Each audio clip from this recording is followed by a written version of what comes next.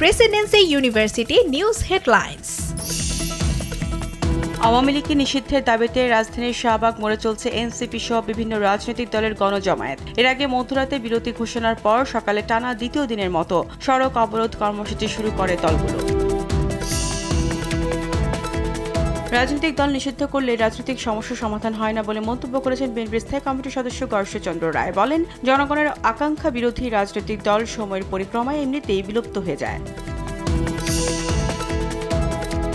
জনভোগান্তি এড়াতে রাস্তা অবরোধ না করার আহ্বান জানিয়েছেন স্বরাষ্ট্র উপদেষ্টা জাহাঙ্গীর আলম চৌধুরী। সাবেক রাষ্ট্রপতি আব্দুল হামিদের দেশ ছাড়ার ঘটনার নেপথ্যে জড়িত কাউকে ছাড় দেওয়া হবে না বলেও জানান উপদেষ্টা।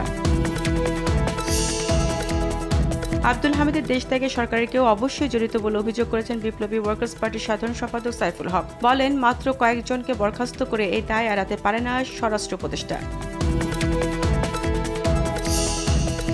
দেশে বয়ে যাচ্ছে তীব্র ও মাঝারি তাপপ্রবাহ। আজ দেশের সর্বোচ্চ তাপমাত্রা চুয়াডাঙ্গায়। তীব্র গরমে নাকাল ঢাকা সহ সারা দেশের মানুষ। টানা এক সপ্তাহ এই তাপপ্রবাহ অব্যাহত থাকতে পারে বলে জানিয়েছে আবহাওয়া অফিস।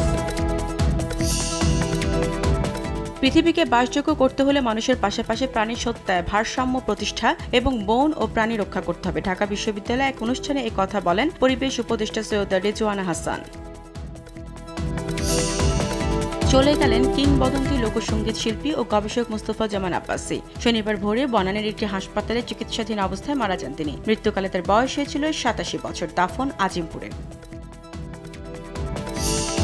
ভারতের অপারেশন সিঁদুরের বদলা হিসেবে এবার পাকিস্তান শুরু করেছে অপারেশন বুনিয়ানুম মারসুস। এদিকে সামরিক বিষয়ে পাকিস্তানের শীর্ষ সামরিক কর্মকর্তাদের সঙ্গে বৈঠকে বসেছেন দেশটির প্রধানমন্ত্রী শেহবাজ শরীফ।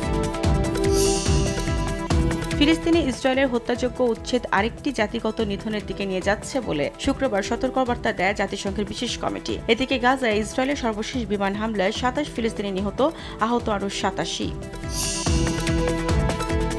ইপিএলে আজ মাঠে নামবে ম্যানচেস্টার সিটি। বাংলাদেশ সময় রাত 8টায় তাদের আতিথেয়তা দেবে টেবিলের তলানিতে থেকে রেলিগেশন নিশ্চিত হওয়া সাউদাম্পটন। এই ম্যাচ জিতলেই পয়েন্ট তালিকার 2-এ উঠে যাবে সিটিজেনরা।